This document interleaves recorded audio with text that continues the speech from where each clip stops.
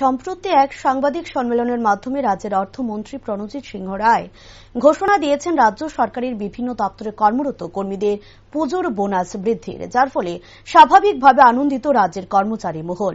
একই সাথে পুজোর বোনাস বৃদ্ধি পেয়েছে অঙ্গনওয়াড়ি ওয়ার্কার্স ও হেল্পারদের। রবিবার রাজ্য সরকারের এই সিদ্ধান্তকে ধন্যবাদ জানিয়ে সাংবাদিক সম্মেলন করে all Tripura Anganwadi workers helper union. আর এই সিদ্ধান্তের জন্য রাজ্য সরকারকে এবং শাসক দল বিজেপিকে ধন্যবাদ জানায় সংগঠন। বক্তব্য রাখতে গিয়ে সংগঠনের এক নেত্রী জানান, সম্প্রতি বৃদ্ধি পেয়েছিল বেতন ভাতা এবং এবার বোনাস বৃদ্ধি পাওয়ায় স্বাভাবিকভাবে আনন্দিত অঙ্গনওয়াড়ি কর্মীরা। পাশাপাশি আশা রাখেন আগামী দিনও একইভাবে সরকার অঙ্গনওয়াড়ি কর্মীদের স্বার্থে আরো ভালো কিছু পদক্ষেপ গ্রহণ করবে।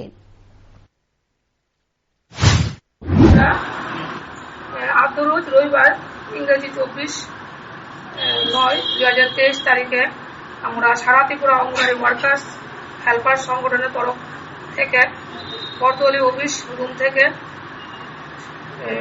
সাংবাদিক সম্মেলনের মাধ্যমে ভারতীয় জনতা পার্টি এবং মাননীয় মুখ্যমন্ত্রী প্রফেসর ডাক্তার মানিক সাহা মহোদয়কে আমাদের ফেস্টিভ্যাল বোনাস এবং 72 জনকে প্রমোশন হওয়া, বর্তমান সরকার 2বার করে বেতন ভাতা বাড়ানোর জন্য অসংখ্য ধন্যবাদ জ্ঞাপন করছি।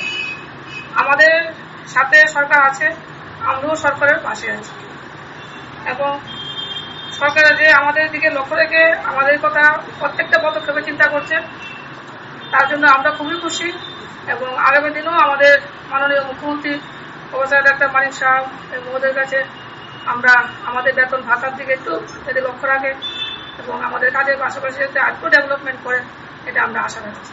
কত টাকা বৃদ্ধি করা হয়েছে?